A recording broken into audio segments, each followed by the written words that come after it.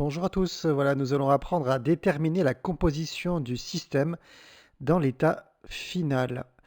On va faire un exercice type où il sera question de sucre, de saccharose, qui réagit avec de l'acide sulfurique, ce qui va carboniser le sucre, saccharose. Donc voici l'équation de cette réaction, le saccharose plus l'acide sulfurique, dans du carbone, des ions oxonium H3O+, et HSO4-. Donc voici l'énoncé de l'exercice type. 2,5 fois 10-2 mol d'acide sulfurique H2SO4 est versé sur 1,8 10-2 mol de saccharose avec la réaction. Première question, quel est le réactif en défaut? Deuxième question, quelle masse de carbone obtient-on? Et on a en donné la masse molaire du carbone. Vous pouvez faire l'exercice. Alors la première chose qui est demandée, c'est quel est le réactif en défaut, c'est-à-dire le réactif qui a été mis dans des quantités inférieures à l'autre réactif. Est-ce qu'on a mis pas assez de sucre ou est-ce qu'on a mis pas assez d'acide sulfurique? C'est ça le réactif en défaut.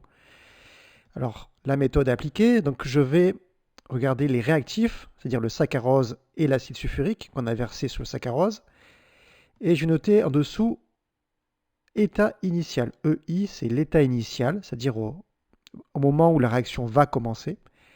On a mis 1,8 fois 10-2 mol de saccharose, ça c'est l'énoncé qui le dit. Et on a mis 2,5 fois 10-2 mol d'acide sulfurique, c'est aussi l'énoncé qui l'indique. Donc j'ai rempli la première ligne, état initial. C'est un nombre, ce sont des nombres de mol. Ensuite, il y a l'état final, une fois que la réaction est allée jusqu'au bout. Alors ici, on va noter le nombre de mol initial, donc 1,8 10-2, moins ce qui a réagi. Alors ce qui a réagi, on va le représenter par un x, x max. C'est-à-dire x, c'est ce qu'on appelle l'état d'avancement. C'est aussi un nombre de moles. X donc va représenter toutes les moles de saccharose qui ont réagi.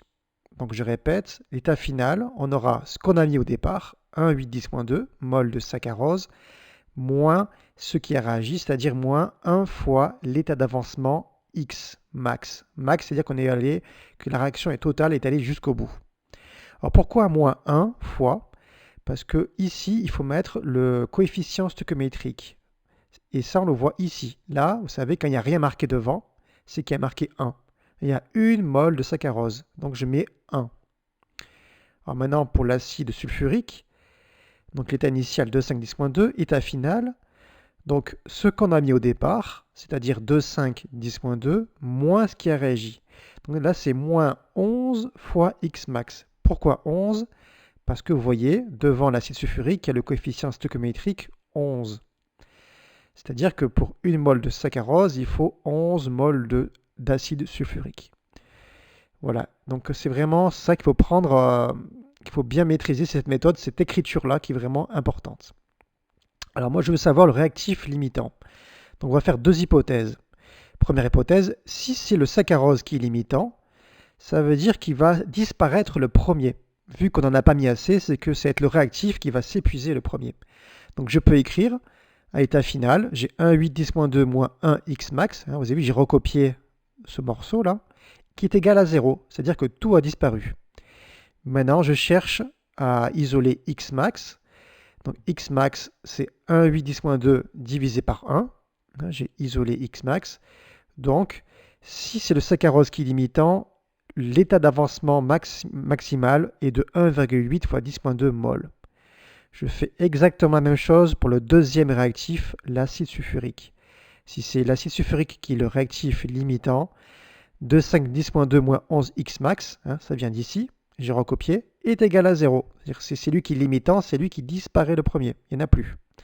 J'isole x max, donc dans ce cas-là, x max égale 2,3 fois 10 moins 3 mol. Et maintenant, je regarde le plus petit des deux. Donc 1,8 10-2, 2,3 10-3, c'est ici le nombre de moles x max le plus petit. Donc, c'est lui le réactif limitant, parce que c'est avec lui qu'on a x max le plus petit. C'est l'acide sulfurique H2SO4 qui est le réactif limitant, donc x max égale 2,3 10-3 mol.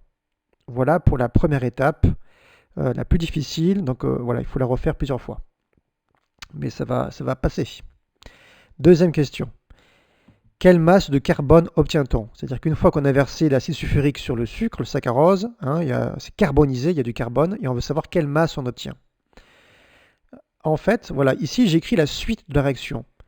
Hein, tout à l'heure j'ai écrit les réactifs, maintenant j'ai écrit les produits. Donc là j'ai zoomé, hein, mais en fait ça se fait dans un seul tableau, hein, les deux parties, réactifs et produits. Alors à l'état initial, vous voyez, j'ai mis 0 pour tous les réactifs. C'est normal, la réaction n'a pas eu lieu. Donc à l'état initial, il y a 0 mol de carbone, 0 mol d'H3O+, 0 mol de HSO4-. C'est normal. Par contre, à la fin, à l'état final, du carbone, il y en aura 12 fois X max. Pourquoi 12? Parce que, hop, coefficient stoichiométrique. À l'état final, il y aura 11 fois X max de H3O+. 11, 11. Et il y aura 11 fois X max de HSE4-, 11, coefficient stoichiométrique, coefficient 11. Hein, quand il est marqué, c'est fois, hein, 12 fois X max, 11 fois X max, 11 fois X max. Moi, je m'intéresse au carbone, c'est pour ça que je l'ai encadré en rouge.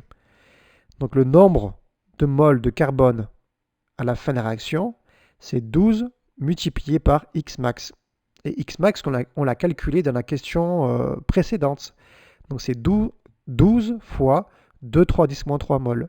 Ça donne 2,7 fois 10-2 moles. Ça, c'est la quantité de matière de carbone à la fin de la réaction. Maintenant que j'ai le nombre de moles, classique, je calcule la masse. Masse, c'est le nombre de moles fois la masse molaire du carbone. Donc 2,7 10-2, nombre de moles fois la masse molaire, 12,0. Voilà, on obtient 33 fois 10-2 grammes de carbone quand la réaction acide sulfurique plus saccharose est terminée. Voilà, bravo à vous.